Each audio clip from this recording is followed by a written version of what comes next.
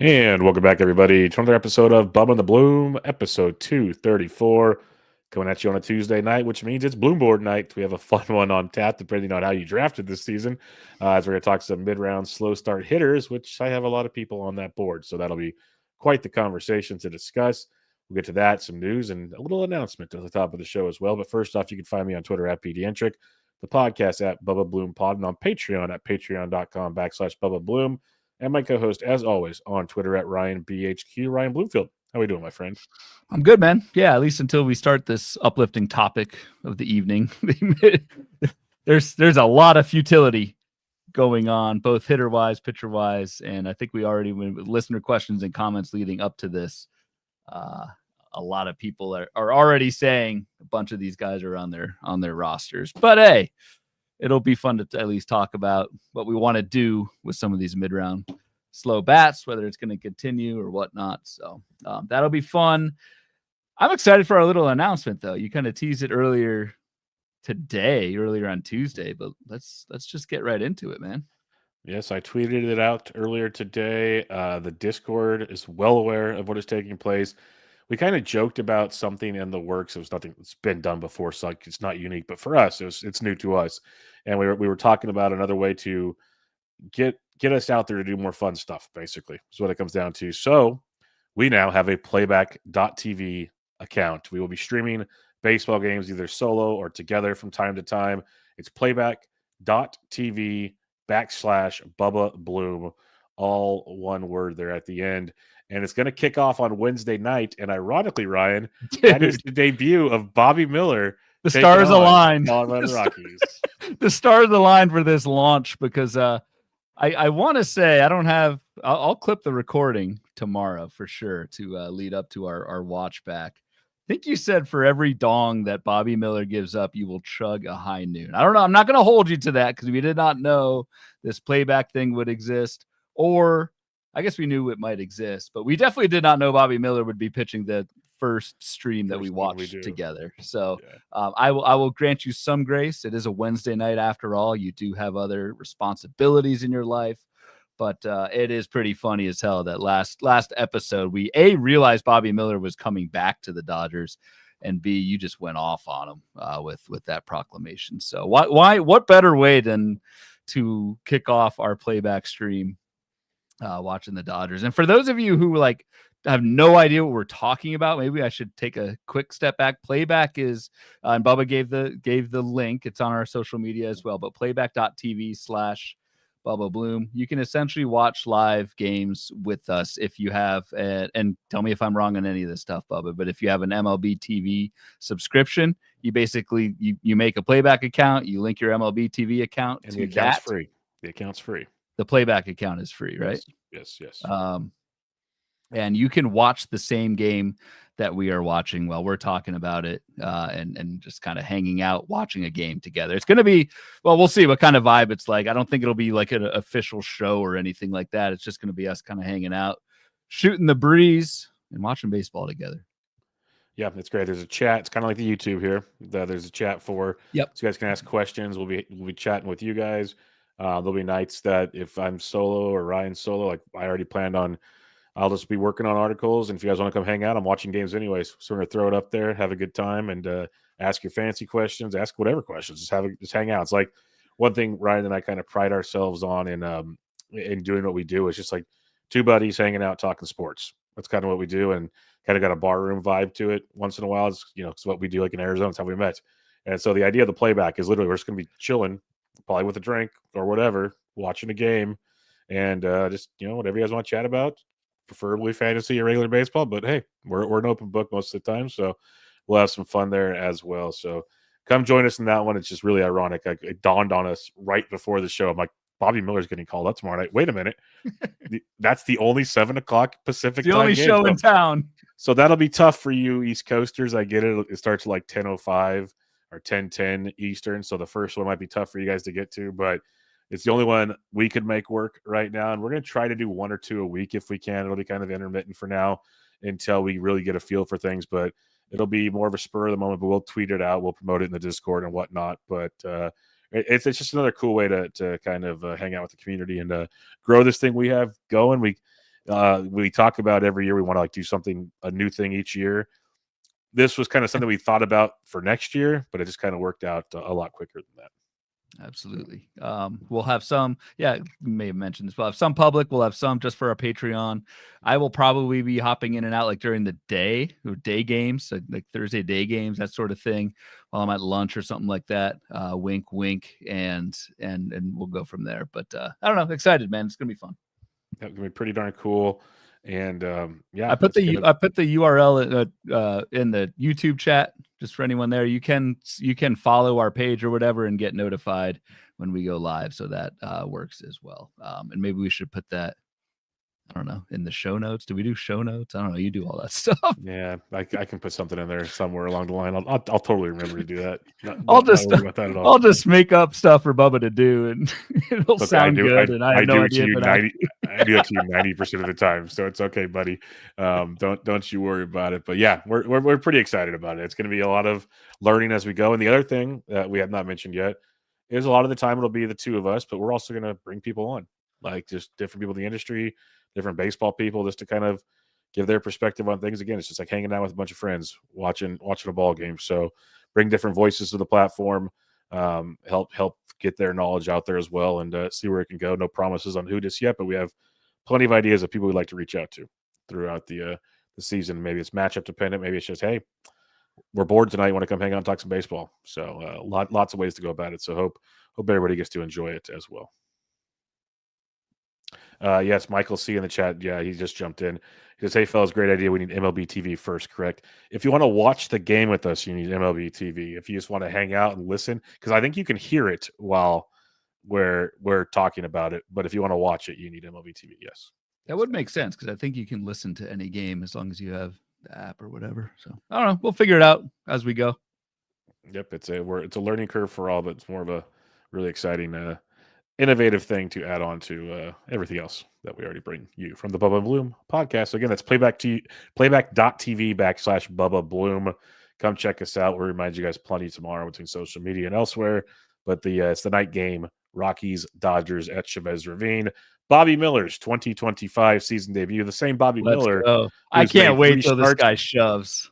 The same Bobby Miller that made 3 starts so far this season. He's pitched 12 innings at AAA, 2.25 ERA. That is very nice. But 11 strikeouts and 11 walks. Even the Rockies could take a slight advantage of that. So just excited to see how that goes. Details, numbers, stats. We don't need any of that. Bobby Miller will absolutely shove tomorrow. I cannot wait to rub it in your face. Probably will. You're probably correct. All right, let's get to a little bit of news and notes, not as much as usual. And it's stuff that mainly happened over the weekend, because most of the early injuries this week have been, hey, they're day to day. Hey, they're day to day. Like nothing's really becoming official right now. So let's get a couple of your thoughts on these. You have CJ Abrams hit the IL with a hip flexor strain. He'll be out a couple of weeks for the Nats. We saw Paul DeJong got drilled in the dome on Tuesday night. So Med Rosario came in for DeJong. DeJong has a cut under his left eye. We'll see how those tests come back. But how are you assessing this CJ Abrams situation? Naheem Nunez was the one that was called up to take his spot on the roster. I mean, I guess it's probably Nunez, who it's kind of weird how the Nats handled him, called him up over the weekend. Nunez, I don't think played Saturday or Sunday, but then has started each of the last 2 games. I think Nunez was the starting shortstop primarily last season when CJ Abrams was being disciplined by the team. So if you're desperate for middle infield, and Naheem Nunez is someone who can at least steal some bags. I mean, my guy still 70 bases in 2022 in the Marlins system, stole 52 in 2023. I don't know. Washington likes to run, so you got that, but I don't think Naheem Nunez does much other than that. So got to be pretty desperate middle infield for Mr. Nunez, and then you just wait until Abrams comes back. Hopefully it's a minimum stint, probably a couple weeks. Yeah, it looks like a minimum stint for Abrams for now. I agree. Nunez, speed only, not much else he offers, so don't be going crazy on that one. The bigger winner potentially is Med Rosario, who is already getting pretty good playing time, but this should give him some steady play. And I know he was out today before DeJong got hurt, so who knows how they actually play that one out in Washington. But Ahmed's your boy. I figured you'd be a little excited about him. I would if they play him, but Ahmed has started twice the last 6 games, hasn't started the last 2. So doesn't look like it's going to happen. That is a problem indeed.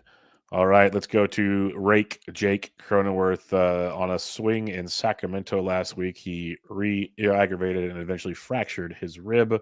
So he is out until that heals, obviously. That's usually a 2 to 4 week situation there for Jake Cronenworth. Tyler Wade was recalled from AAA. That doesn't do much for me. Jose Iglesias is playing second base now. Any of this factor in for you? No, I don't. Yeah, however, the once vaunted, I guess it's still semi-vaunted Padres lineup now features starters Jose Iglesias, Jason Hayward, and Tyler Wade, which not great. Not a great bottom half of the order there. But and I don't even know if Cronenworth is in non-IL leagues holdable. I don't know how long he's out. You said a couple of weeks, but I don't even know if he's that good anyway. So I don't know. And which one? Connor Joe got recalled from AAA on Tuesday just to add to the mix of veterans. God. I don't even think I knew he was on the Padres. Yeah, he signed shortly after Jason Hayward did this past offseason for like $1 million. And Martin Maldonado's catching. So all the fun feels. Connor Joe. All the feels in San Diego. Yep. Yeah. Cotton Eye Joe is sitting there in San Diego. Yep. Mason Wynn to the IL with back spasms. The Mason Wynn and the Cardinals don't think it's too serious. Who knows? He's been so bad. It could be a lot of things. But Mason Wynn's out for now. They call up Tommy Sajasi, who is getting some starts at short. Or they call it Nolan Gorman. Thomas Sajasi moved to shortstop. Brendan Donovan has had a stint at short. The biggest issue the Cardinals have, and if you follow Matt Thompson on Twitter, the Cardinals don't have any shortstops, period. And so they're just trying to put a guy there. So how do you attack this situation? Yeah, throwing Brendan Donovan over there that's a tough scene. Even though Donovan is hitting well, I don't know about shortstop Brendan Donovan. I actually picked up Sajasi in a couple spots, unfortunately, and I think Labor and Tout. And you have to start whoever you picked up in Labor and Tout, and so I now have to start Thomas Sajasi, who himself at 7-game week. I was like, whatever, let's do it. Has not started any of the last 3 games. So it doesn't look like Sajasi is going to be, even though he homered, I think in his first game up this season, does not look like he's going to be a regular factor. And yeah, bad news for your guy, for Mason Wynn. Just a tough start to the season. I am not victory lapping this quite yet, but the back spasm thing is certainly concerning. We know with backs, we say this all the time. Tends to linger, doesn't go away. Mason Wynn was already off to a pretty rough start. Does he have any steals? I don't think so. Let me pull up the old Mason Wynn. He had one home run. No, yeah, one homer. Steals. No steals. 8 runs scored. 31.4% strikeout rate, which is way higher. He's got to be on our list tonight. Yeah, he's on our Bloom board tonight. He's one of those. I don't know if I was talking with you or someone else. Like before the injury, Wynn flat out said he was going back to his old swing because the Cardinals tried to tweak him. It sounded a lot like what they used to do with Jordan Walker in the past. It's just like, come on, guys. It's not fundamental anymore. It's not 1973. Like we don't have the Tom Mamansky videos on how to play baseball. Things have changed a little bit. Cardinals just can't get out of their own way. I mean, go get Matt Thompson to come on a play. Let's get Thompson. Let's get Thompson out here. That'll be electric, folks. That'll be. You don't even need to talk. No, just tee him up with like, hey, what do you think about Jordan Walker and what the Cardinals tried to do to his swing? And then you're good for like 45 minutes. So the front office, you say? I'm gonna go get a noon. Yeah, pretty rough stuff. Yeah. All right. The Colorado Rockies will watch this player on Wednesday night on playback.tv/Bubba Bloom. Adele Amador gets called up. The second baseman, Adele Amador. Good prospect, a little bit of power, a lot of speed, okay batting average. Kind of a Thairo Estrada type ball player in theory, ironically enough. What's your thoughts on Amador, who I think if given playing time can be pretty good? Right. That's the biggest thing. We just never know with the Rockies. And obviously Amador last year, like for the reasons you just said, came up with some pedigree. 36 plate appearances last year, did absolutely nothing with it. Like almost literally nothing. Hit 171, 1 run and 1 stolen base. But Amador is 22 years old. You just never know when this is going to click. For a lot of these guys, it takes 2 or 3 times. We'll get a considerable look at Amador this week, and we'll have an idea of what to bid on him. But he is, at least for me, I'm watching him this week just to see A, how often he plays, but B, does some of that kind of scouting hype, prospect pedigree, does that start to show through in his second go around? It may take a few times, but Amador is still plenty young, like not giving up on him yet. So I'm semi interested if the Rockies play Adel Amador. Yep, 100% interested if they play him. I think that's a really solid middle infield option. Another potential solid middle infield option is Chase Meidroth of the Chicago White Sox, who got called up. It's a shortstop on your website. It's probably not Yahoo anymore because he'll quickly be second base eligible as well. Due to showing great OBP skills, showed some power and speed quickly in AAA this year. It's been a little underwhelming in previous seasons, but also very young. So maybe he's finding something. I'm intrigued by Meidroth. I'm curious what your thoughts on him. Yeah, I also tried to get Meidroth and Tout. My backup was to JC, unfortunately, because in Tout being OBP, I think that walk rate for Meidroth is going to be quite nice. I don't know about in 5x5 batting average leagues. I don't know if Meidroth brings enough to the table. We'll see. It was a nice, tiny sample here, but 40 plate appearances, 3 home runs, a few barrels in there for Chase Meidroth this season. So you never know if the power is going to take a step up. But I think in your batting average leagues, I think you want to be at least aware that this might be like an empty batting average guy, and that can work on good teams. That doesn't work on the Chicago White Sox because I just don't know how many runs RBI are getting. Though I think he's going to play, right? I mean, I think the White Sox are going to keep playing Chase Meidroth. So that is a good thing. Yeah, and I was telling Ben Ted, I feel like Meidroth in your standard 5x5s is more of a 15-team play than a 12. Yeah. I don't think he has the juice in a 12, but he could be very serviceable as a good floor play with a little bit of upside in a 15. I think there's a lot to like in that regard. And I want to give a shout out to the good doctor, Mike Carter, who threw out Meidroth on the White Sox preview show with Bench with Bubba as a guy that would be up before Montgomery to play shortstop or middle infield for the Chicago White Sox. And right now, the White Sox are playing him at second base, which leaves the door open for Montgomery later in the season for both of them to flourish for fantasy. So keep that in mind as well. It's bad when you say the good doctor. There's like yeah. a pool of candidates. It could be Mike Carter, it could be Dr. Foucher, who got a save this week, which is crazy. Or it could be our good doctor, an actual doctor. Yes, there are actual doctor. Yes, Dr. Jim Ferretti, who did an awesome job, by the way, on the Baseball HQ Radio podcast this past week. If anyone wants to check that out, Dr. Ferretti did a bang up job there. But yeah, the good doctor that's starting to make its rounds. You know who else needs a good doctor? Justin Steele, as Justin Steele is having season-ending surgery on his elbow. Don't know if it's the brace procedure or the full Tommy John just yet.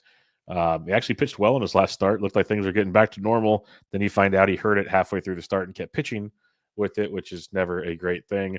So we're going to miss Steele for the rest of the season. Colin Ray got the first look. People are hoping for Jordan Hicks, Horton.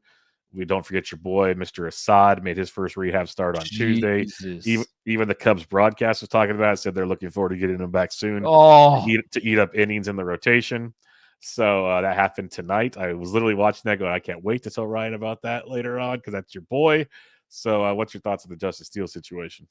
Yeah, no, it's rough. I think we kind of knew that. I think we kind of knew this was coming once we saw the second opinion. But I don't know who's better, Colin Ray, who's currently in the rotation, or the Facade, Javier Assad. We'll have to stream one of those games together. Jesus. Yes.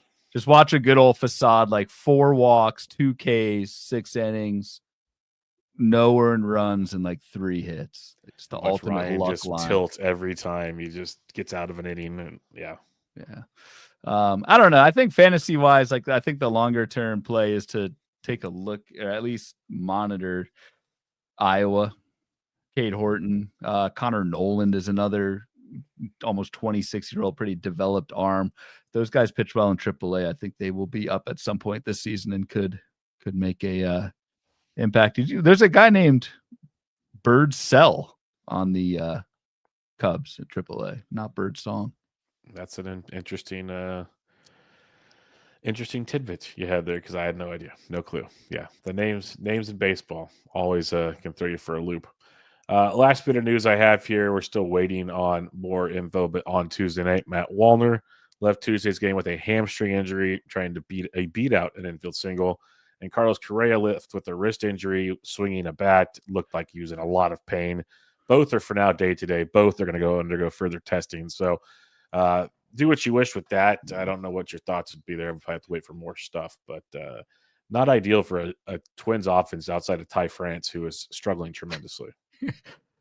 Say that again. I didn't hear you correctly. I picked him up this past. I dropped Andrew Vaughn for him. You picked up Ty France?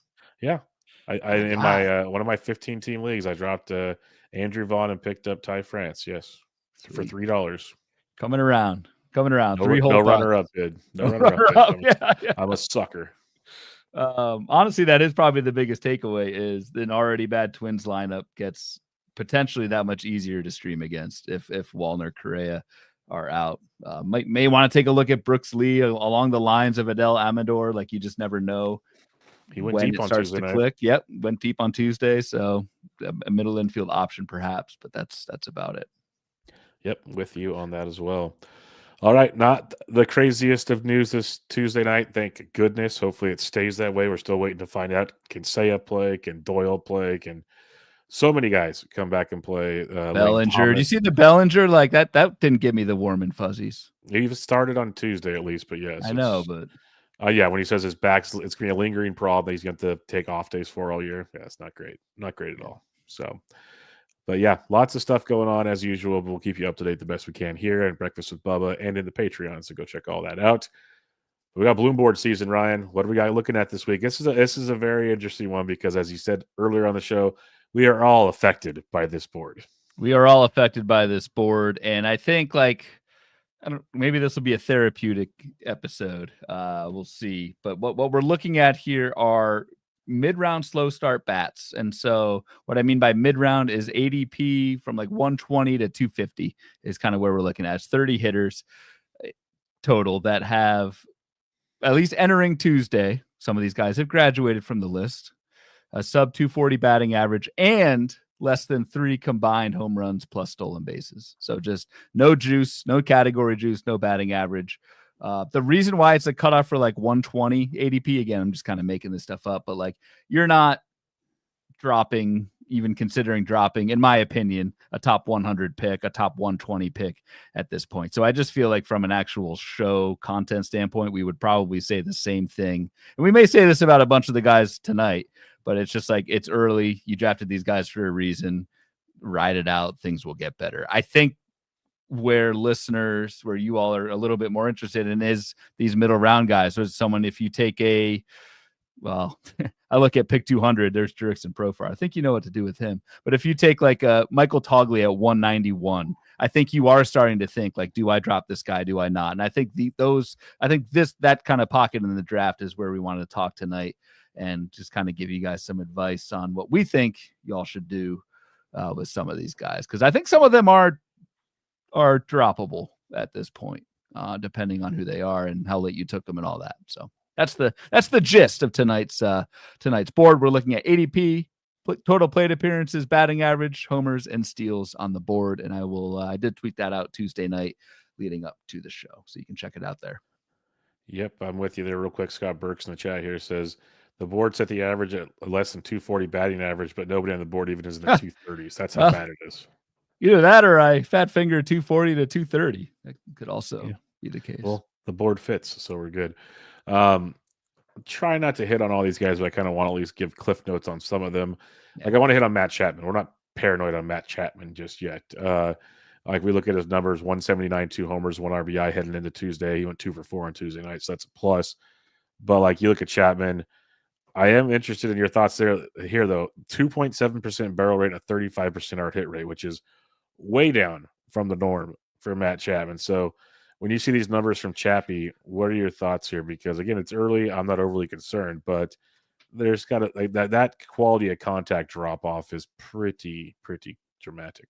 Yeah, it's pretty bizarre. Especially, I mean, this is someone who has pretty much averaged 50 plus barrels each of the last 3 seasons. Chapman has, and the power's been there, just 1 barrel all season. That's pretty brutal.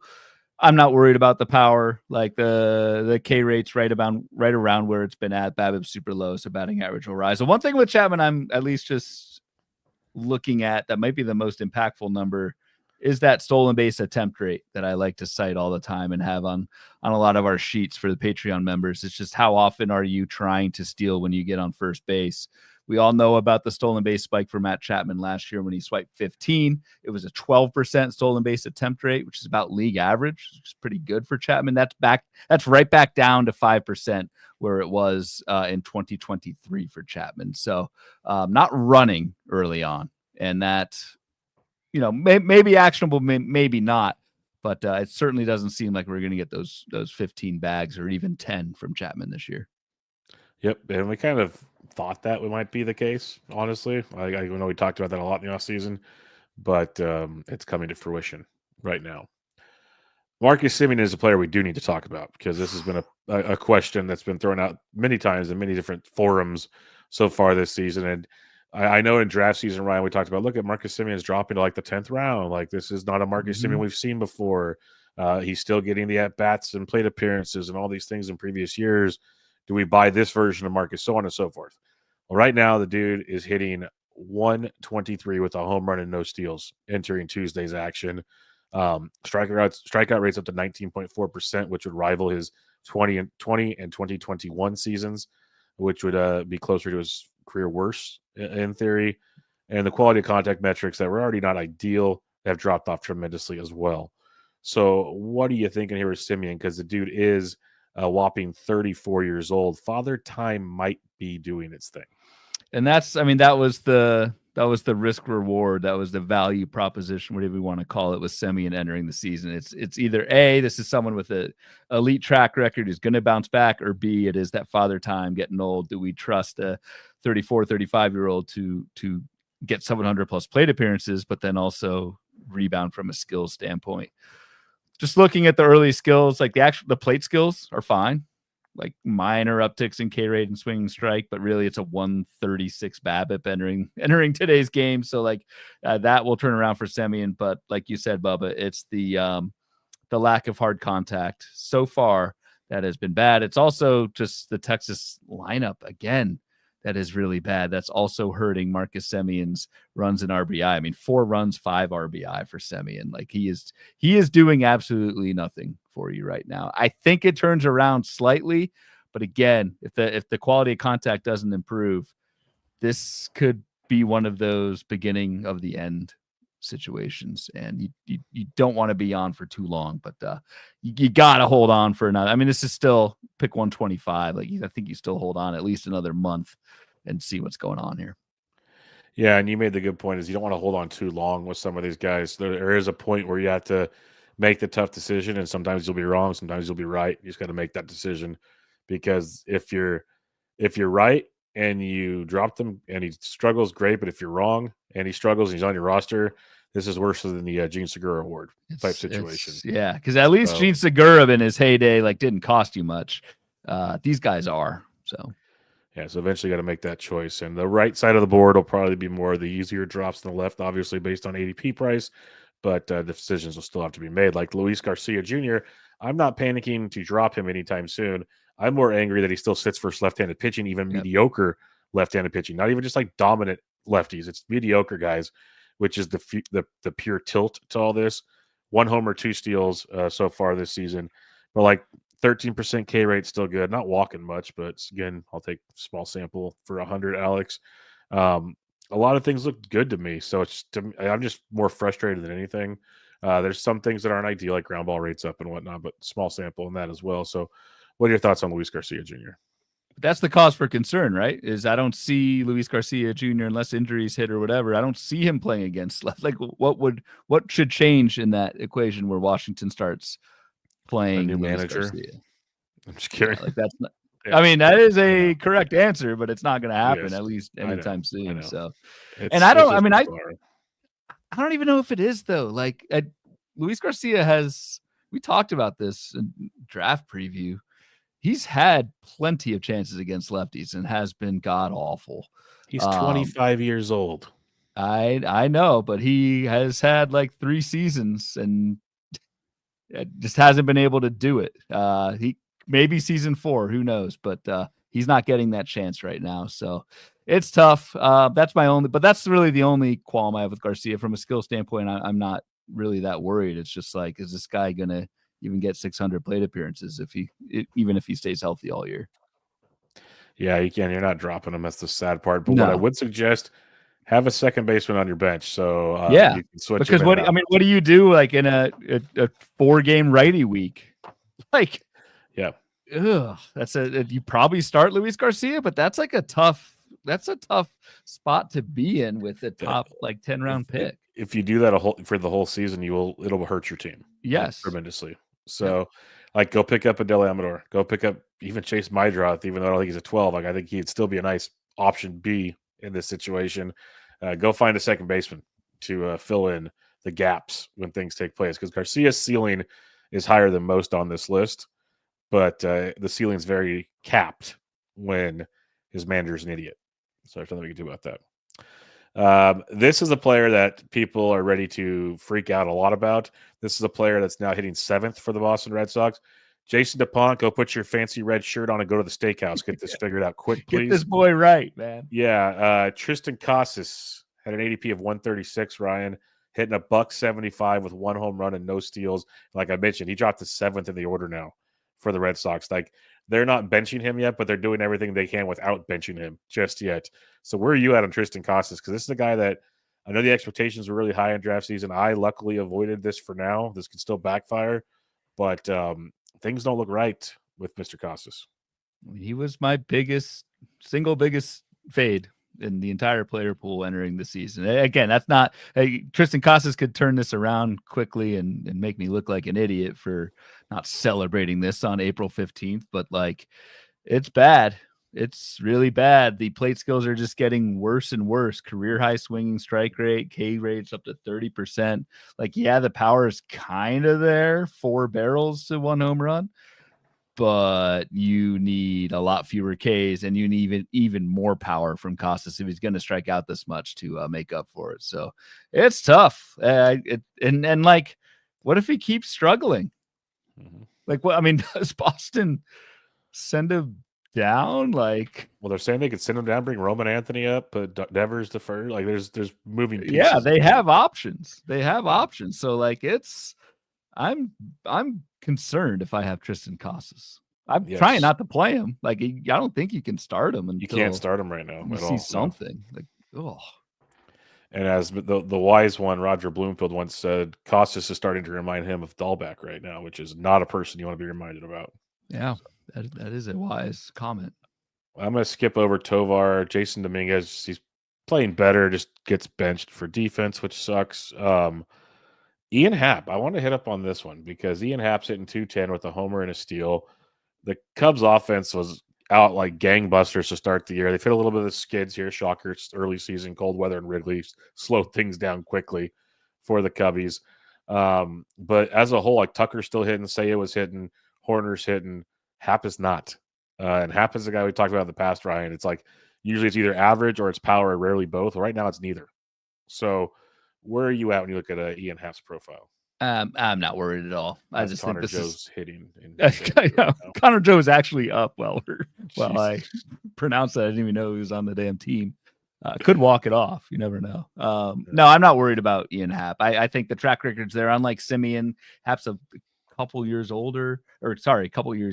I just think this is a slow start. Some brutal Wrigley games. I think Ian Happ will be just fine. All right, Vinny P off to a slow start. Obviously, almost missed the start of the season with an injury. I think he might still be hurt. Is the way I'm looking at this one. Is he fully healed situation? He's hitting 207 so far to start the year with 2 homers and no stolen bases. Still not the plate discipline is still in line with previous seasons, which looks really good for Vinny P. The quality of contact metrics, the barrels are just fine. Hard hits a little low. As a whole, it's a lot of the same players actually elevating the ball way more than he has in years past. Maybe that's the problem. I don't know. When you look at Vinny P, is there any concern for you? Not really, but that is, I think, why it's a 60% fly ball rate. That is Ryan Schimpfian, as I like to say every now and then. Just so many fly balls that it's either a home run or an out, and 4 barrels to 2 homers. I think Vinny P is going to be fine. Maybe there is some injury lingering there. Like did he DH to start the season? Yeah, he couldn't play the field Because he because couldn't play. So his hammy. Yeah, so probably wasn't fully ready to go. Obviously, he was pushing it just to play, and you don't like to see that. But I think over the course of the season, Vinny P will be fine. And I said this in draft season, you were paying for someone to do something he'd never done before. At Vinny Pasquantino's draft price, I was willing to pay it just because I thought we would see a big step forward. I think we still might. But not the start you want, but I think a fully healthy Vinny P is going to be just fine in Kansas City. This one is a great one for talk about because he's a catcher. Austin Wells, he's ADP 151. Many people liked him as a catcher too. He's hitting 208 with 3 home runs. He's actually after Tuesday night, he's hitting below 200 right now. Still getting plenty of at bats, but this is kind of what we saw from Wells last year, Ryan. He'd have his really good moments and then massive slumps as well. I'll get your thoughts first before I go any farther there. But what are your thoughts on Austin Wells? First homer of the season, Austin Wells. I don't have too much here. The strikeout rate's still looking really good, low 20s. It's another like fly ball, like super fly ball, 58% fly ball rate for Austin Wells. That's why the batting average is so low. That's why the BABIP is at 206, which is crazy low. League average is like 290.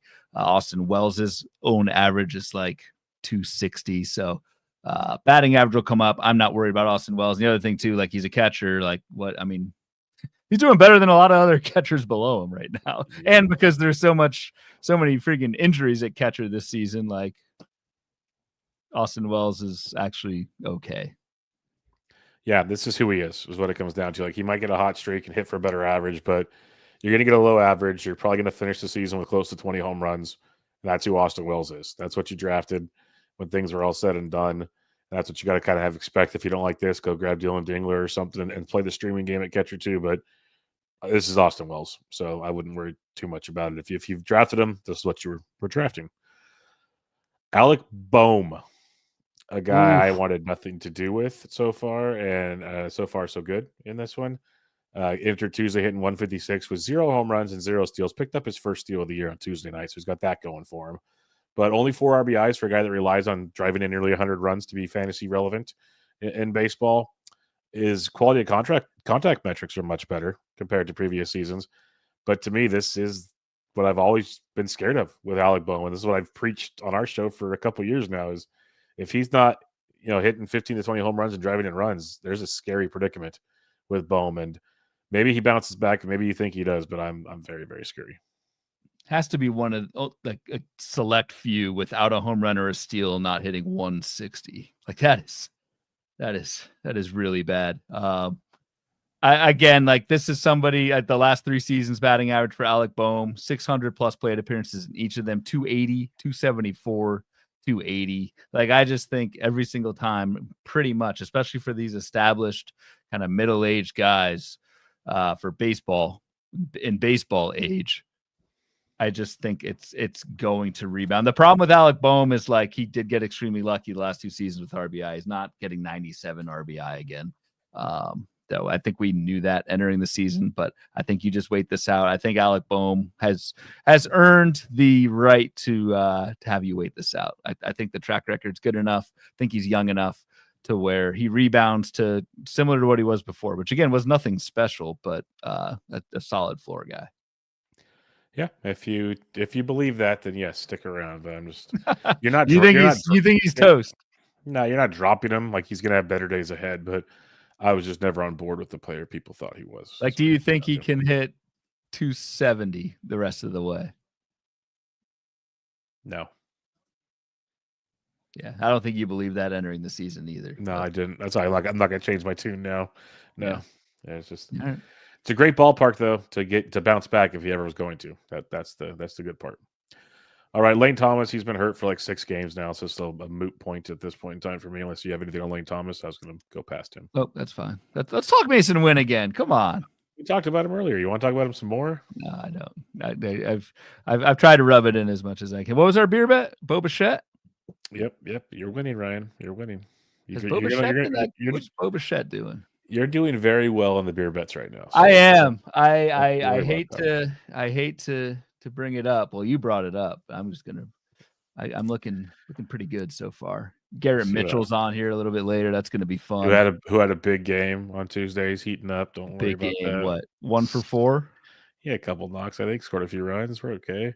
Dude, Boba Um, Fett doesn't have a home run or a steal yet either. yeah. So keep chirping, buddy. Hey, Keep he is chirping. hitting 297, but does not have a homer or steal. That's not great.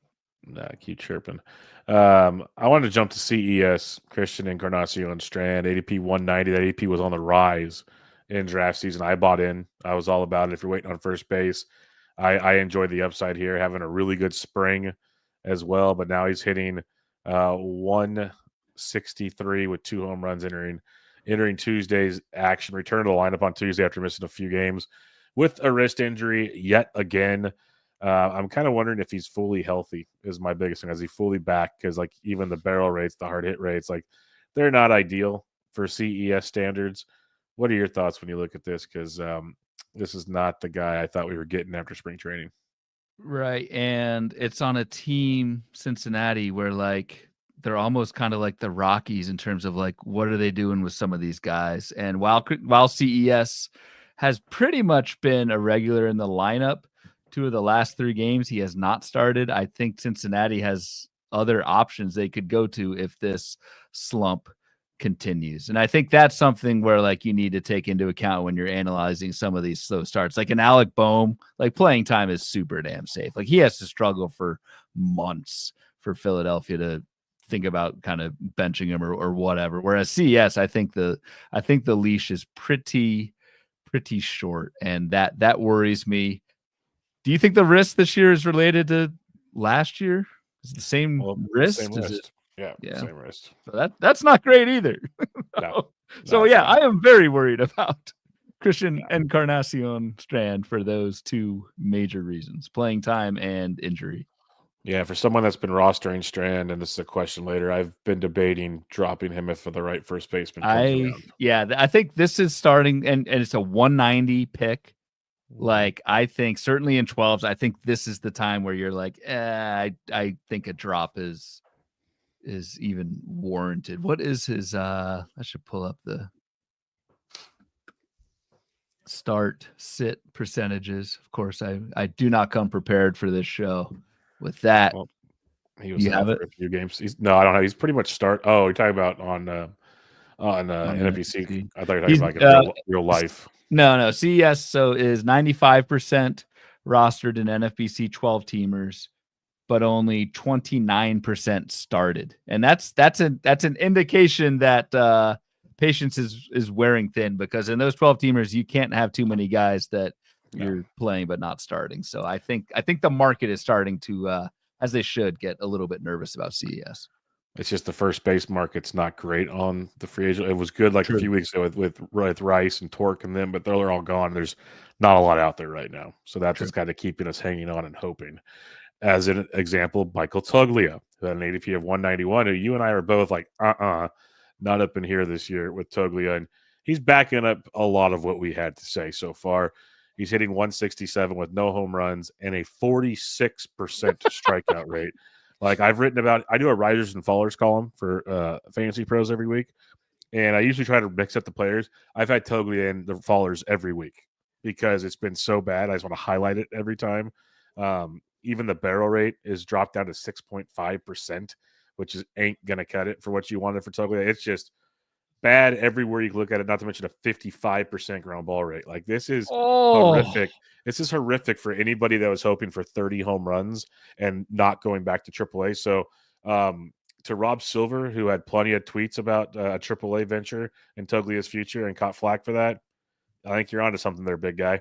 So what's your thoughts here, Bloomfield? Because this is a horrific start to the season. And again, first base, not much available on the waiver wire, but whew, this is bad.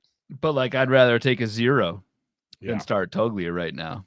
46% K rate is, I had to look it up, is the worst in baseball among qualified hitters by a fair margin. So Paul DeYoung is second, but it's bad. I think Toglia, I mean, I was completely off of him in draft season. I mean, he could run into a heater, have 4 or 5 home run week. Like, that wouldn't surprise me. But this is the problem with someone who just swings and misses so much, is you get these mega slumps, and it's tough. Maybe it's just the slump comes at the beginning of the season, things start turning around, but I think Michael Toglia is, if there's any kind of reasonable alternative at first base for you, I would probably be looking at dropping Mr. Toglia, who is also, just like CES, 95%, 96% rostered in 12 teamers, 51% started on 12 teamers on the NFBC. Like, what are we doing? What are we doing? People are buying it, dude. It blows my mind. And yeah, I think it's one of those things is, he's going to be super streaky. So there's going to be that 1 week where he hits like 4 bombs and drives in 12, and you don't want that on your bench. Yep. After suffering through it for so long. That's what I think a lot of the mindset is. I don't want to speak for people, but we've all been there. I think that's what it is. But it's one that he might drown you before you can grasp for air, basically. So since they're both the same position, same price, 190 and 191 ADP, who do you like the rest of the way to turn around? CES or Michael Toglia? CES, because there's less swing and miss. Yeah, I'm not confident in either, but if I had to pick one, it would be CES. Yeah, I'm not confident either as well. And honestly, I think Great American's a better power park than Coors is, which is actually true. Agreed. So I'd go there as well. But CES, yes, he has struggled mightily, but not to the level of Toglia. Like, Toglia's levels, it's brutal. And I'll keep documenting that weekly as long as it continues. So be prepared for that. Ceddanne Rafaela, this is one that kind of stood out. That didn't realize things were this bad. Again, I haven't been paying much attention because I don't think I have any shares, but I believe I was talking to you or somebody in Vegas. Like, I kind of regret not having any Rafaela this year, because last year I was worried he kept getting moved around so much as a young player that it was hindering his complete upside. He still finished the season. I remember we did like a recap show. I'm like, he still had 15 homers, 19 steals, hit 246. Like, that's serviceable. That's not a bad season. Like, you could pencil it in right now and probably be okay with that. Start to right now, entering Tuesday, 220 average, no homers and 3 steals, picked up his 4th steal of the year on Tuesday night. But Ryan, when I look at his profile, I'm actually optimistic looking at Ceddanne Rafaela's profile compared to most that we've looked at so far, where it's like either a coin toss or kind of pessimistic. I am very optimistic on what Rafaela's profile is. Like, I think much better days are ahead for him. Agreed. This is, I think, the first player where we're actually going to be optimistic on. So Rafaela has a career best strikeout rate so far. He's cut it down from 26 down to 16% so far. The power's been there, 3 barrels, but no homers on any of those 3 barrels. So he is hitting for power, and he's running. 3 steals, he's 3 for 3. Like, and that doesn't sound like a lot, but when you're hitting 220, getting 3 steals is actually semi-decent. So I'm only not worried about Rafaela. I think this is a decent buy low if you're in trading leagues or whatever, or if he is somehow dropped in one of your leagues, which he has not been dropped at all in a 12-teamer. And I agree with that. So Rafaela, I am actually very bullish on. Yep, I agree with you completely. Matt Shaw was just sent back to AAA. I actually dropped him in a league this past week, and I almost dropped him in more. So I'm glad I got that first drop in, because there'll be more to come this weekend. It was brutal, and he needs to go get his head right in AAA. That's the right move. They might want to do, like, Cam Smith should be close to that list as well right now, but he's showing some signs of life. Matt Shaw, it makes sense. So not much to add there unless you have anything else. Always nice when the team makes the decision for you, so you get to drop Matt Shaw. I will just add real quick, like, don't be surprised if we see.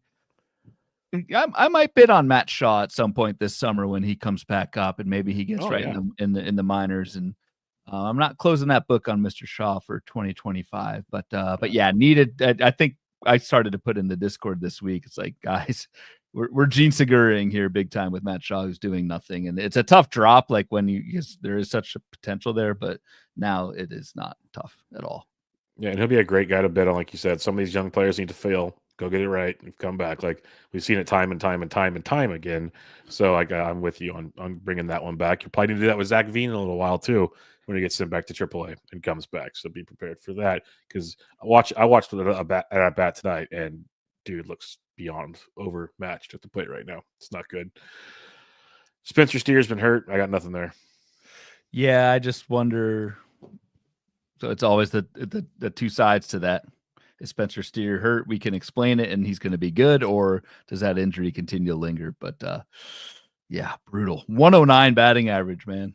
109. Well, remember he's supposed to start the year on the IL because Austin Hayes. Yeah, like, oh, we'll keep him the DH. And I'm like, yeah, no, that's a worry. But again, what do you do with that information? Like, yeah. I don't know. I would hold Spencer Steer over Toglia or CES personally. Definitely Toglia. CES may be tricky. I just think Spencer Steer has been like pretty good for 2 full seasons, and health is a problem.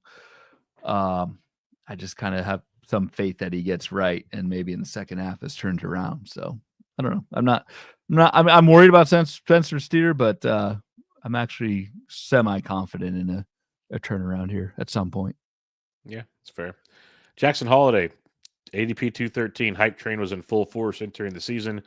Entered Tuesday hitting 213 with 1 home run and 1 steal. Had the night off on Tuesday, which says a lot about how things are going for Mr. Jackson Holiday. Strikeout rate's 25%. But you look at a lot of the other metrics, and it's just like, I don't know what we got going here. I'm still like thinking he could be good, obviously. Is he going to be good just yet is the $1 million question. And is it worth sitting around for is the other question. So where are you at on Jackson Holiday? I think you move on. I just think Jackson Holiday at some point, someday is going to be good, but he's still just 21 years old. Like it's just not clicking. And it looks like he's even a platoon bat hitting 9th. Like, I think you cut bait. I think you're pretty safe that you're not going to get too burned by that. Jackson Holiday, 98% rostered though in NFBC 12 teamers, started in 60% of them. Benched in mine.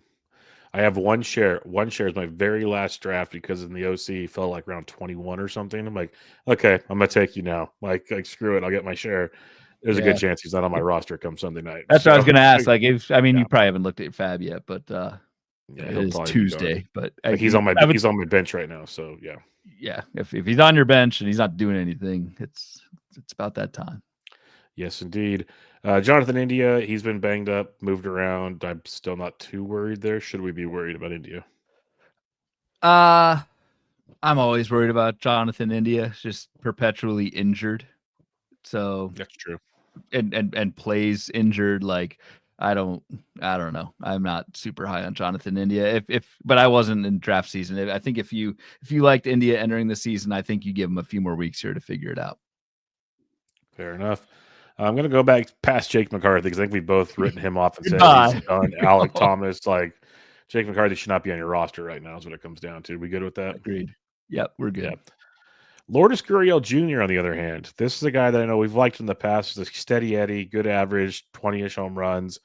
Going to do his thing. He's got 2 homers on the year, but hitting 145 right now, barely striking out, way below his norm. Maybe he's got to be more aggressive at the plate, but even look at the quality. Like he's not far off his normal numbers, I guess. But where are you at on level of concern with Lourdes? Very, very, very little. Very low level of concern. Striking out less. 125 BABIP is like so unfortunate. That'll turn around. The power's been there. Got 4 barrels already. I'm not super worried about the good Lourdes. The good Lourdes. Connor Wong's on the IL. You could have dropped him a long time ago. Carlos Correa might be going on the IL. Do you drop Carlos Correa? Probably. Maybe he's hurt, so you can definitely drop him. But I mean, I don't know. I feel like Carlos Correa is a ticking time bomb. He's gonna get hurt, and like even while he's healthy, he's hitting 153 with nothing. Yeah, I think if you've got better options at middle infield, like I would look to move on from. Yep. I'm with you. I didn't draft him anywhere, so I get it as well. All right, here's the guy you wanted to talk about so much, Ryan. Garrett Mitchell hitting 220 on the season. No homers, 1 steal, sits versus lefties more often than not. Now, not every game like Luis Garcia, but more often than not, he's sitting versus lefties. He did pick up a double, a run and an RBI on Tuesday. So we got that going for us. But the dude this is the big game you were speaking of earlier. Yeah, well, because he has 0 barrels right now, Ryan. 0 barrels on the season. I'm trying to beat you to the punches right now, but just let me have it. What do you got on Garrett Mitchell? Because I almost dropped him this past weekend. I mean, it's awful plate skills. That's really the biggest thing, and basically platooning. Like, it's hard to have a 30% strikeout rate. You don't play every day, and you already don't have much power, and like speed's kind of the name of your game, and it's just it's not working. It's not working. I'm feeling good about Garrett Mitchell. Actually, should I even? Our beer bet was Jesus Sanchez versus Garrett Mitchell. I think Jesus Sanchez, who returned today on Tuesday, I think all he has to do is like get a hit in his debut, and he will have out-earned Garrett Mitchell on the Rasball Player Rater, and thus won me a beer. No, you're still looking good in that one right now. But hey, it's a long season, I was told. But yes, in 12s, I've been looking with it's the playing time alone. Yeah. And in the batting order, like there's a lot of things. Now, if he gets going, we saw this with Jackson Churio last year, not comparing the two, but a young player that, get your reps in, get some confidence. Maybe we see at least the second half that's worth something. But yes, I'm not going to say he's going to light the world on fire. But then he'll get hurt at some point too. So there's also that's coming in. So at least he's been healthy through this torrid stretch Garrett Mitchell has. All right. Ryan Jeffers, he went deep on Tuesday. He's a catcher. I have not a whole lot to say there unless you have anything. Nope, same. All right. Willie Castro, the 2025 mascot, is off to a dreadful start to the season, hitting .220 with a home run and a steal, entering Tuesday's action. That did not get better on Tuesday night as he went 0 for 4. Yeah, this is not good, is the nicest way I could say it. But a lot of his metrics are lining up, Ryan, and he's just elevating the ball a ton right now. Yeah, that's the thing. I'm not like super worried about the mascot. Strikeout rate's right around, and the whiff rate is right around. Like the plate skills are right around where they've been. It's a little bit lower BABIP than we're used to. Yeah, a few more fly balls, but it's early in the season. A couple games with ground balls, and that 48% fly ball rate snaps right back to the 40% high 30s that Willie Castro has been. I mean, he did steal a base. There is that. He has run when he's been able to. A few occasions where Willie Castro has been able to get on base. I think last but not least, like the Twins are so bad that I mean, I don't think Willie Castro is like playing time, especially if Correa, Wallner, these injuries, Buxton will probably get hurt at some point again.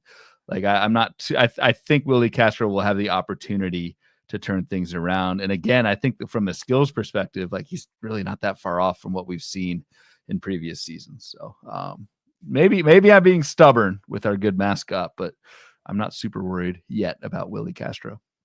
Yeah, neither am I. Especially the skill sets look good, and the playing time, he might still lead off because of all the injuries in Minnesota. So, yeah, I'm not too worried about Slick Willie while we're at it right now. The last one on the list was Joey Ortiz. I dropped him already. So, if you have anything else to add with him, you dropped him. Yeah.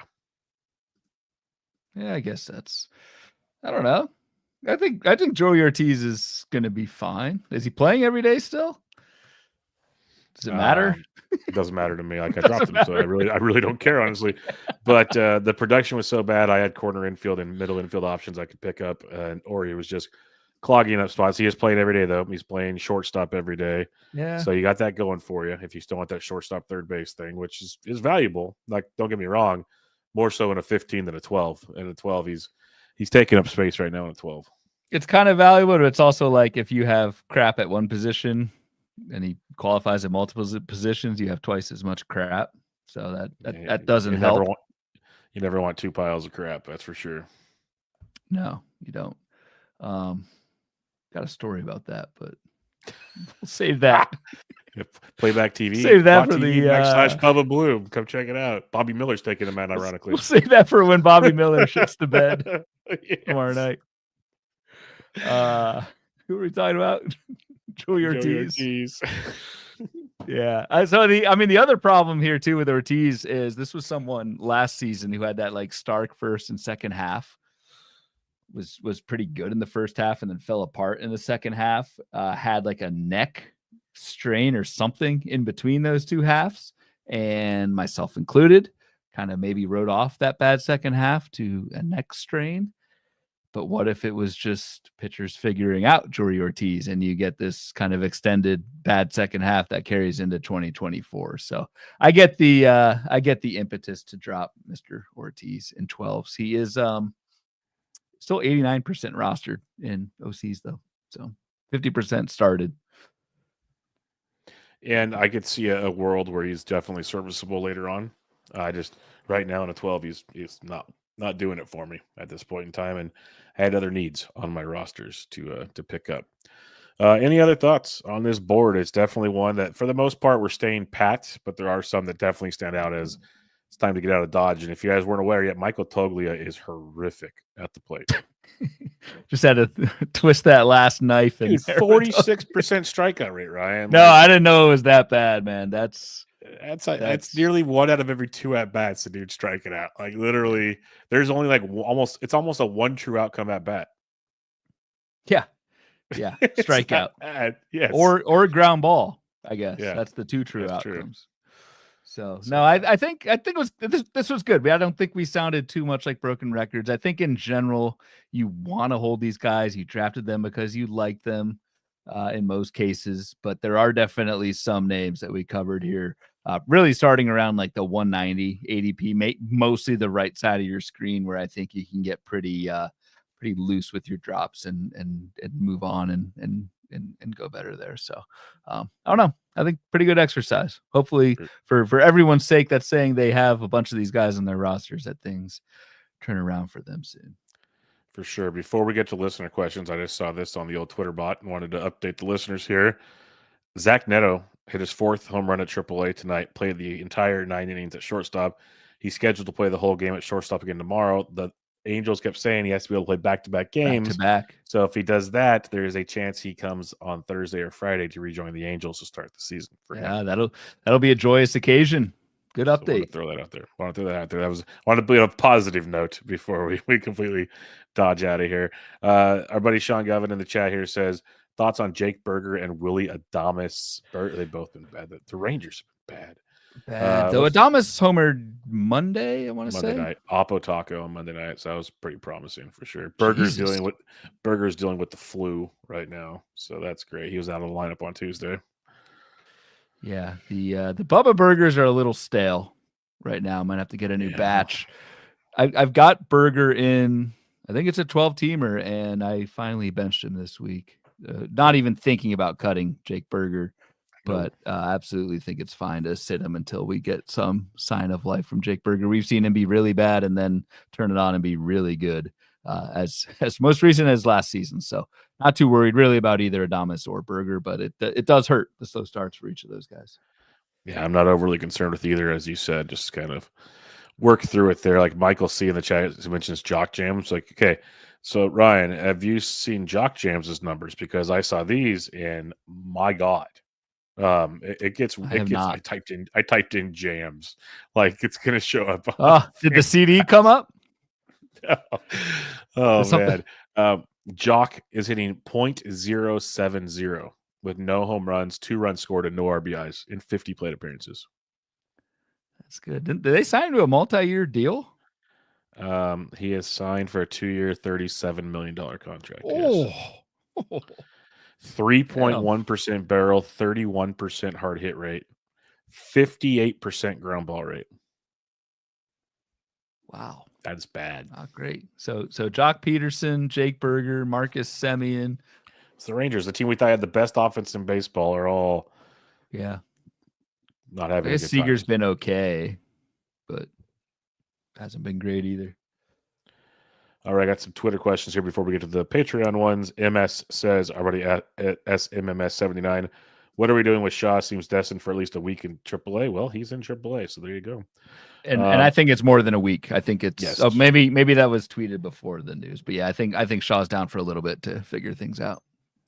Dave Petroziello says CES's StatCast page looks not great.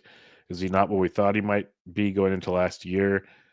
I think it's a combination of injury and just slow starts, what I'm going to say, but I think it's more of an injury thing for him. And then you add on, I think there's some playing time risk entering the picture here shortly. And I think CES, if you probably have better options on the wire. For sure. Taylor Johnson says, I am rostering Chandler Simpson in a 14-team head-to-head categories league. He's on a 2-year deal, so I could have him next year too if I keep him rostered. However, every week he's in the minors, I'm playing a man down. Should I hold, or with the success of Magnum and Meisner, is he a drop? I think a drop. Yeah, because I think even if he's up, like Simpson, like He steals only pretty much. Steals only, and will that happen right away? And I think he said a 2-year contract type of thing. So I think you're betting on a lot of that going right quickly, and usually that is not the case. So I would drop Chandler Simpson. I would as well.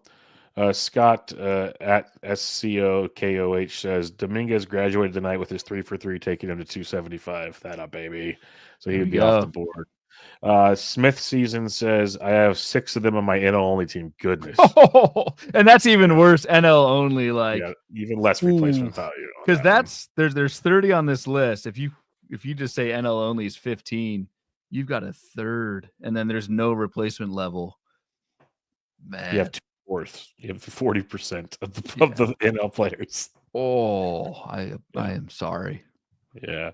All right. Let's look at some listener questions here. If I can find the actual listener. Where the heck?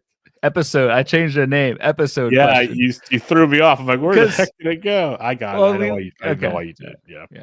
Okay. Spencer Thurman says, I've got one for you, Bloom. Are we ready to cut Alec Boehm loose in a 10 to 12 team league to just use the spot to stream corner infield options? In a 10 team, I'd say yes, for sure. Yeah, I think in a 10 teamer you can go there. I would not drop Alec Boehm in a 12 yet, though. Yeah, I'm not ready to drop Boehm just yet, but it's very difficult to start. I'll say that much. Yeah. Adam W says, time to worry about Garrett Mitchell. The time was 2 weeks ago. Well, really, the time was stop. March, February. Yes, it's time to worry, Adam. Yes, he could be close to drop city. Hey, I'm not worried. I'm not worrying over here. Yeah. D. Salwa says, curious to hear your thoughts. Is Vinny P the poster boy for a cautionary tale of getting too excited about bat speed before we, as a fantasy community, know enough about it?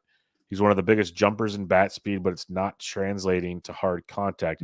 Hard hit was way down, and his swinging strike rate is way up. That is a very interesting take. Yeah, that is a very interesting take, and I think we probably don't know. Yeah, and I think my thing with bat speed, I know we did a bat speed themed podcast, I think the first half week of the season, because what else are we going to talk about? I think once you have like hard hit numbers and strikeout rate and that sort of thing and ground ball, fly ball, just use that over bat speed personally. But yeah, I don't know if it's a cautionary tale, but certainly something that could be. But I also think Vinny P is going to be just fine. Yes, so, agreed. There's that too. Exactly. Mailman Mike says, would you drop Rengifo? I feel dirty for Tyler Fitzgerald in the 12-teamer. No. I would not either. Although our guy, we gotta check on our guy. It hasn't been great. It's not great, but Fitzgerald before his big game on Monday hasn't been great either. So how has Rengifo not stolen a base? Corbin Carroll and Rengifo combined 0 stolen bases this season. Oh yeah, Corbin Carroll's at least dropping bombs everywhere. Hunter24 says, who is the one guy you are trying to buy on this list? Ceddanne Rafaela. Ooh, that's a good question. I will go Ceddanne Rafaela. Matt Chapman's kind of a low-hanging fruit since he's the top guy on it, or the earliest. I'm trying to think of another name that we can. You can buy Garrett Mitchell really low if you want, Ryan. Really low. I could. I'll say Lourdes Gurriel, even though like I'm not super high on Lourdes's ceiling. I just think he's still going to be productive, and if he's been dropped, I think you can go there. Sean Chard says, always a bad month in March or April for a large percentage of hitters. What are your own benchmarks for when to cut players in this range versus when to hold for warmer weather and positive regression? Some good points there. The weather is a point. Like if these guys slumped in July, we wouldn't be talking about it nearly as like this. So these are all both really good points by Sean. I think we hit on a lot of it though, Ryan. It's more like the under the hoods. Like, is there something that looks off with this player to where I start to get concerned? Yeah, and I mean the other thing I'd add on is probably the biggest thing for me is there a threat to their playing time? Because once the playing time goes, you kind of have to drop them. Yeah. So and that's why I say like with CES, with obviously Matt Shaw has lost his playing time, Jackson Holiday is losing playing time, Jake McCarthy has lost playing time. I think once the playing time starts to go, then you like almost have to move on. Yeah, that's why Garrett Mitchell is probably getting close to a drop for me because the playing time is a concern. I believe in the talent still, but the playing time is a different story for that one. But all right, we'll wrap it up there. Any final thoughts, Ryan? There's another Bloom Board episode in the books. We'll be streaming on playback.tv/Bubba Bloom on Wednesday night, and then a little Fab preview, Week 5 Fab preview on Thursday. Yeah, just gonna check Amazon real quick, see if they got any Bobby Miller jerseys I can get ordered here before first pitch Wednesday night. That would be awesome. Absolutely outstanding. I doubt it. But. I don't think you. They might be on a clearance rack if you're looking for something. Maybe I'll just get some. Maybe I'll just get some Miller Lights. Go with that. Just go to Costco, get a case of Charmin. That's all you'll need. You'll be okay in that regard. But yeah, a fun one in the books. We'll be back with you guys again for the Bubba and the Bloom episode on Thursday. Otherwise, some playback action on Wednesday. So check us out there. You can follow Ryan on Twitter at RyanBHQ, the podcast at Bubba Bloom Pod, and on Patreon at patreon.com/Bubba Bloom. I'm at BD Intric. This was Bubba and the Bloom episode 234. Catch y'all next time.